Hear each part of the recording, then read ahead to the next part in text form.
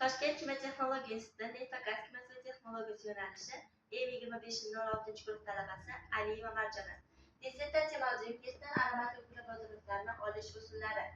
Annotatsiya: ushbu ishda neftdan aromatik uglevodorodlarni olish jarayonlari, ularning texnologik asoslari va zamonaviy san'atda tutgan o'rni keng yoritilgan.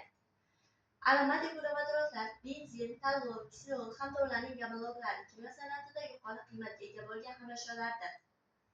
Neft tarkibida aromatik uglevodorodlar, arenlar ham mavjud. Aromatik uglevodorodlar tarkibida halqa, benzol halqasi mavjud bo'lgan organik birikmalardir.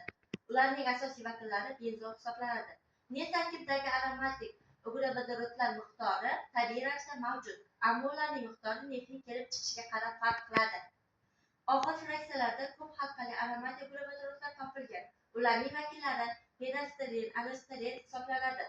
Neft tarkibidan aromatik uglevodorodlarni olish murakkab fizik-kimyoviy jarayonlardan iborat bo'lib, ular ko'pincha bir nechta bosqichlarda amalga oshiriladi.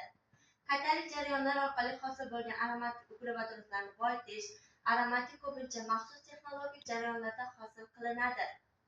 Tallolni oksidlab, benzolgid olinadi. Tallolni xlorlab, keyin gidroliz qilib, benzoldagi yuqori to'yingan uglevodorodlar olinadi.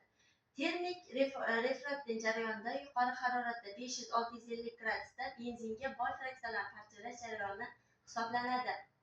Neftdan aromatik uglevodorodlarni olish zamonaviy neft kimyo san'atining eng muhim jarayonlaridan biridir.